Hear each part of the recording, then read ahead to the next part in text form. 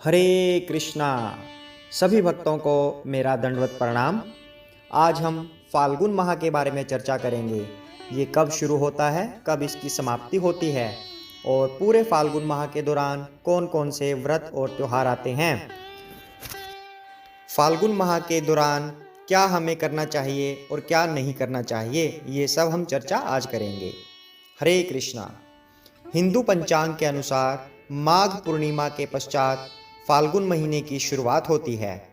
पंचांग के अनुसार फाल्गुन माह के कृष्ण पक्ष की प्रतिपदा तिथि का आरंभ 24 फरवरी 2024 को शाम 5:59 पर हो रहा है।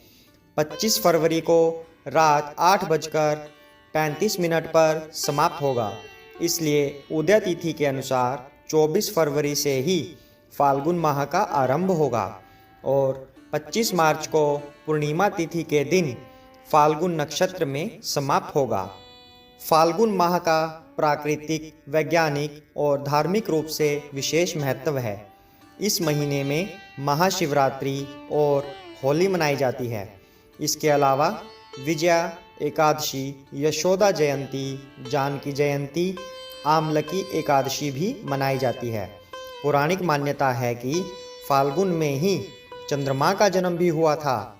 अतः इस महीने में चंद्रमा की विशेष उपासना करने से मानसिक तनाव दूर होते हैं। आइए जानते हैं कि फाल्गुन महीने में क्या करें और किन चीज़ों से परहेज करें। फाल्गुन माह में भगवान शंकर की पूजा करना शुभ माना जाता है। यद्यपि इस महीने में बसंत ऋतु रहती है, इसलिए मान्यता है कि इस दौरान नियमित रूप से शिवलिंग पर जल के साथ पीले पुष्प भी अर्पित करने चाहिए। साथ ही शिवजी के मंत्रों का जाप करना चाहिए। ऐसा करने से सौभाग्य में वृद्धि होती है। जय शिव शंकर भोलेनाथ। फाल्गुन माह श्री कृष्ण की उपासना को समर्पित है। कहते हैं कि इस माह में की गई भगवान कृष्ण की पूजा विशेष फलदायी होती है। फाल्गुन माह में भगवान श्री कृष्ण और राधा जी पर गुलाल अर्पित करके फाल्गुन के भजन गाने चाहिए। इससे जीवन में सकारात्मकता का संचार होता है, दाम्पत्य जीवन सुखद रहता है, साथ ही घर में धन और वैभव का आगमन होता है। फाल्गुन माह में संतान प्राप्ति के लिए श्री कृष्ण के बाल स्वरूप, प्रेम और आनंद की प्राप्ति के लिए श्री कृष्ण के युवा स्वरूप और साथ ही ज्ञान प्राप्ति के लिए गुरु कृष्ण की उपासना करना बहुत अच्छा माना गया है। नवग्रहों में चंद्रमा को शीतलता और शांति का सूचक माना गया है। कुंडली में चंद्रमा की अच्छी स्थिति व्यक्ति के मन को शांत रखती है। इस महीने में चंद्रमा को रोजाना प्रणाम कर दूध से अर्घ्य देने से जीवन में चल रही परेशानियों से छुटकारा मिलता है। मान्यता है कि ऐसा करने से कुंडली में चंद्रमा की स्थिति मजबूत होती है।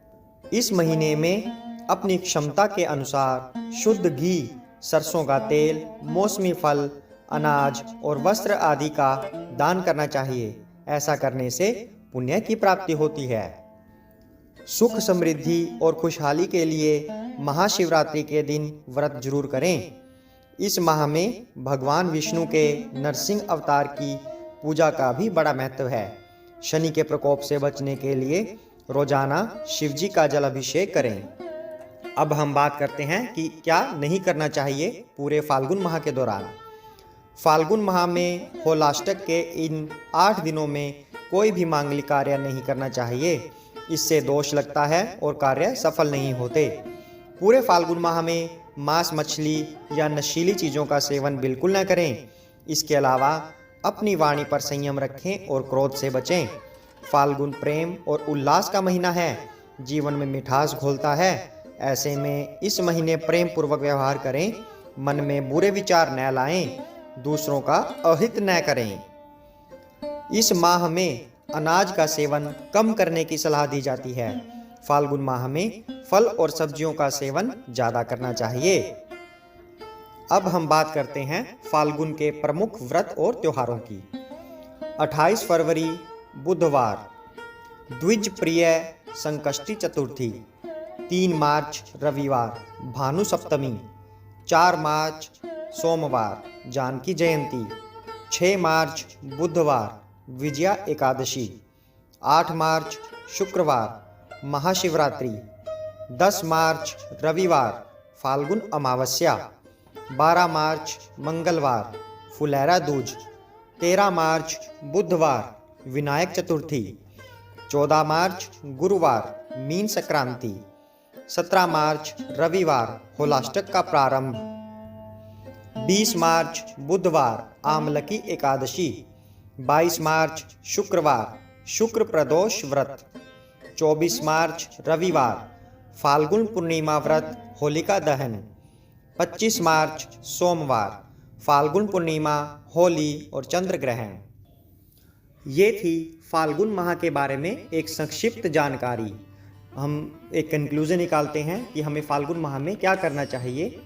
हमें भगवान कृष्ण और भगवान शंकर की पूजा करनी चाहिए और गलत कार्यों से बचना चाहिए, मीठी वाणी बोलनी चाहिए, अनाज के सेवन कम से कम करना चाहिए। इस तरह की जानकारी के लिए हमारे चैनल पर बने रहिए। हमारे चैनल पर कृष्ण कथाएं, हरि कथाएं होती रहती हैं। चैनल से जुड़िए। मैं हूं आपका अपना सचिन कृष्णदास। हरे कृष्णा।